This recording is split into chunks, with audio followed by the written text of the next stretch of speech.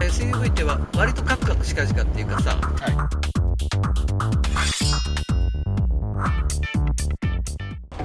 皆さんこんにちは。今回の DK テレビジョン、YouTube はですね、皆さんからのリクエストに応じていきたいと思います。まずは今人気の SUV 黒缶ですね、ミニ黒缶、これをご紹介したいと思います。どちらも1リッターターボ FF です。まあこれはね結構売れてんですよ。なんと1リッターターボで230万円、これはねやっぱリーズナブルで魅力的かな。今一番売れてます。それに対してヨーロッパ勢としてはこのフォルクスワーゲンですね、これも1リッターターボです。130万円高いんですけれども、さてその性能はいかに、これを言ってみたいと思います。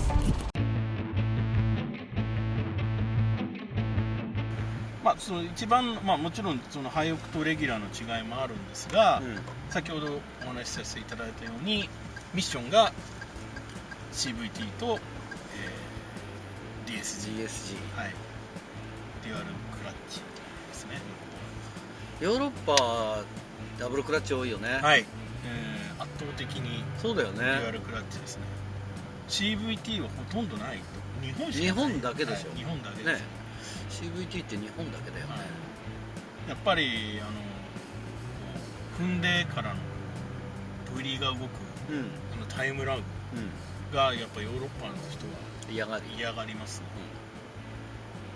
空想感というか反応しないというか。そうだねなんだろうね、やっぱこう燃費で CVT に行くんだろうね、はい、そうおっしゃる通りです、燃費を良くしやすいのが CVT だろうね。 CVT の特徴ですね。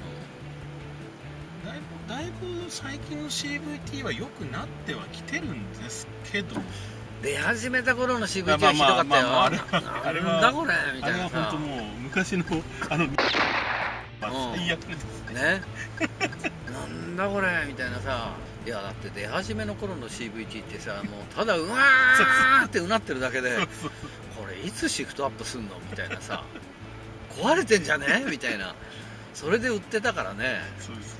だから今ではだいぶ変わってきましたし、このもちろん今乗っていただいているライズも CVT なんですけどね。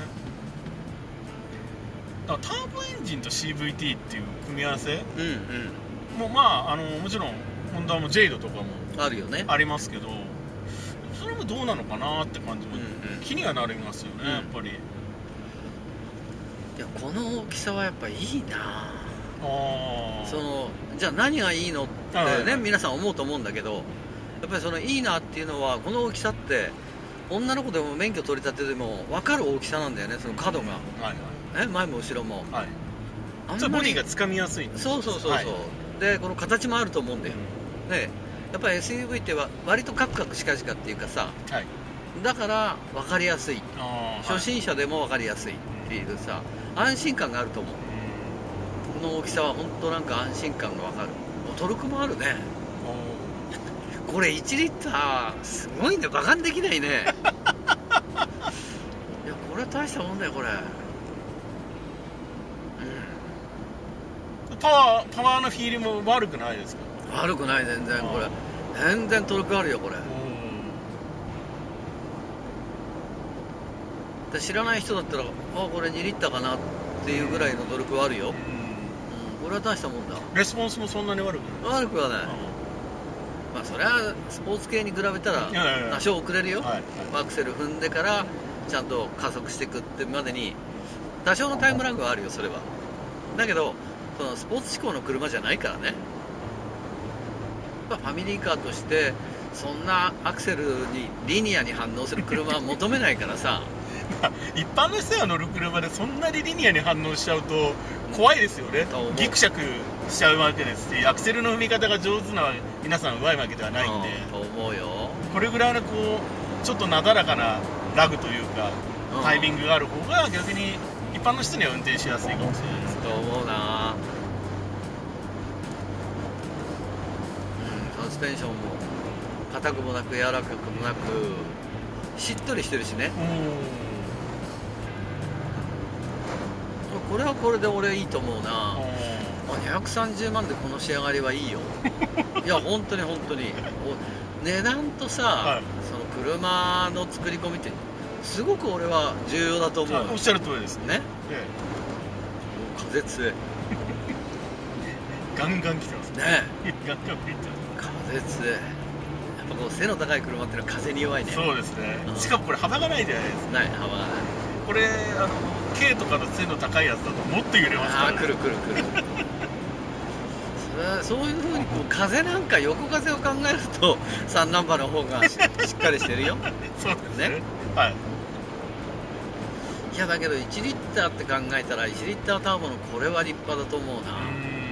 どの辺が立派ですか、特に。いやだって普通に考えたらだよ、はい、我々の今までのイメージは、はい、1リッター加速しねえだろうで、このクロスカントリーっていうか SUV の大きさを持って1300キロで1リッターじゃきついだろうっていうのはある、本当に今までのね、その潜在能力として。だけどやっぱこうやって乗ってみると、今の技術ってすごいなと思う。1リッターターボでこれだけの普通に加速して十分満足のいく加速をしてくれるわけだからさ、そう考えたら俺は今の技術ってやっぱりその日本もヨーロッパもすごいなと思うよ。土屋さん3気筒っていうとなんかイメージってあります？3気筒エンジンに対して土屋さんイメージ。3気筒イメージ、BMW も出したし、あの頃からしてみたら衝撃的だったよ。はいはい。これ1リッターみたいなね、すごいじゃんみたいなさ、だからやっぱりあの衝撃があったから、今の1リッターに対してびっくりしない。逆に言うと、そんななんかその昔で言う4気筒に比べると振動がとか言われるほどそんなに気にもならなくなってますか？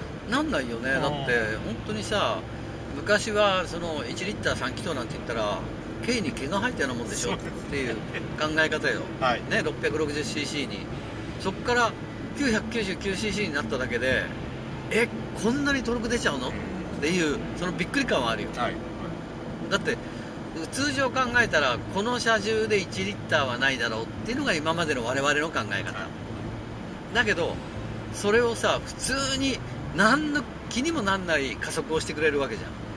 だからそれは俺すごいと思うな。軽はやっぱりあの小ささだから 660cc ターボでもこんなもんだろうなっていうのはある。だけど1リッターになっただけでこんな違っちゃうのっていうさ、そこはびっくりよ。だからそこは本当に技術の進歩ってすごいなと思うよ。昔は排気量こそ最高のチューンでしたから、そう本当にそうですよね、僕らの時代だったらやっぱりターボとかでいうとやっぱりコンパクトカーだったらスターレットがせいぜい 1.3 リッターターボとか、そうだね、もっと言ったらシティの 1.2 リッターターボとか、そういうイメージがあって、それよりも排気量が小さいんだって思うと結構びっくりしますよ。どうですか今、ちょっとしか乗ってないんであれですけど、気になる部分とか全然気になるの全然気になるね。もうトルクも加速も全然気になるんだよね。でそう CVT のそのシフトの上げ方にしても全然気になるんだよね。前だとなんかもううるせえ車だなっていう CVT はね、ないよね。だから売れるんだろうねこれいや見た目もそうだし室内も安っぽさがないじゃんね。230万でこれかよっていうのがないじゃん。もう230万でうまく作ってんだっていう方が褒めることの方が多いかな。今の1リッターターボってすごいねと思う5ナンバーっていうのもまたいいね。そうですね。税金考えたらやっぱり3ナンバーよりも5ナンバーでしょ今一緒ですけどね。いやだからおっしゃるとおりですね。だって昔の人なんかそうじゃない。そうです。物品税時代ですね。3ナンバーなんて高えだろっていう昔の人はさ今は変わんないけど、だけどやっぱりその大きさにこだわる人もいるわけじゃん。3ナンバーって大きいよねみたいな。そうですね。だから本当こう車幅だとか前後のどの位置が駐車位置で分かりやすいかって言ったら、それは5ナンバーの方がでこういう形してた方が SUV っぽい方が止めやすいわけ。そうですね。感覚的には分かりやすいからね、やっぱアイポイントも高いですし、そうその形的なところもあるし、うんだからそういうことをしてっていうと、やっぱりこう初めて乗られる人とか、うんやっぱりこう慣れてない人っていうにはすごいうってつけの車っていえば車ですよね。俺はそう思うな。運転しやすいし。